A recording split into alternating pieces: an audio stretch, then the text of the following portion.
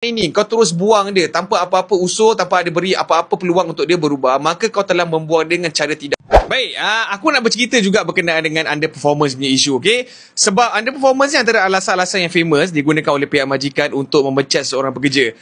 Kadang-kadang dalam kes-kes mahkamah industri, dalam kes-kes kat JBP ni, bila diorang cakap pasal underperformance, diorang nak buktikan bahawa pekerja ni memang underperform. Sebab apa? Sebab diorang tak ikut piawaian yang telah ditetapkan oleh mahkamah industri dalam kes-kes yang pernah diputuskan sebelum ini, okey? Contohnya, bila kau nak cakap kerja kau underperformance, kau kena nilaikan dulu daripada part mana sebenarnya dia underperform. Katakanlah untuk pekerja ni memang kau dah set KPI, okay? So kau dah set dah untuk si Zaki ni, memang KPI dia sebulan lah untuk achieve RM10,000 in sales, okay? So katakanlah dia bekerja dengan kau 2 tahun. Sepanjang setahun setengah dia bekerja dengan kau, dia tak pernah ada masalah dengan dia punya performance. So pada bulan ke-17, right? So pada bulan ke-17 tiba-tiba dia underperform. Sales dia tak dapat nak achieve. Dia tak dapat achieve RM10,000 ni. Yang dia achieve dah RM5,000, RM7,000.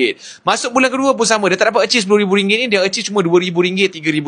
So dalam keadaan ini, adakah kau terus mempunyai hak untuk membuang si Zaki ni? So jawapannya adalah sebenarnya tidak, okay? Sebagai syarikat, okay, bila kau nampak pekerja kau dah underperform, katakanlah memang pekerja kau tak boleh nak deliver apa yang telah ditugaskan kepada mereka, benda yang paling relevan, yang paling logik untuk kau buat adalah untuk kau tanya dulu apa masalah yang pekerja ni sedang hadapi, okay? Selepas kau buat inquiry, katakanlah kau bagi show cause kat dia, kau dah minta dia penjelasan, dia pun dah jelaskan, kau nampak bahawa ada usaha yang kau boleh beri sebagai majikan kepada budak ni untuk improve kualiti pekerjaan dia, maka kau diwajibkan untuk hantar dia orang ni pergi ke training, untuk hantar pergi ke PIP program, ataupun kau boleh je buat personal coaching di antara majikan dan pekerja untuk kau tingkatkan mutu dan kualiti kerja dia, okay? Sekiranya dengan the first instance di mana kau nampak dia underperform, kau terus buang, ini merupakan satu perkara yang salah. Dan perkara ini merupakan satu tindakan yang menganiaya lah pekerja ni. Sebab apa? Dalam sepanjang dia kerja dengan kau setahun setengah sebelum ni, tak pernah ada masalah pun. Cuma pada bulan ke-17 tu je yang ada masalah, mungkin kepada family dia, kepada kualiti kerja dia, kepada mentality dia, macam-macam masalah boleh jadi. Kau sebagai majikan kena juga lindungi hak pekerja kau, okay? So bila kau nampak dia underperform, kau kenalah hantar dia, ataupun kau kena berilah tools and equipment yang sepatutnya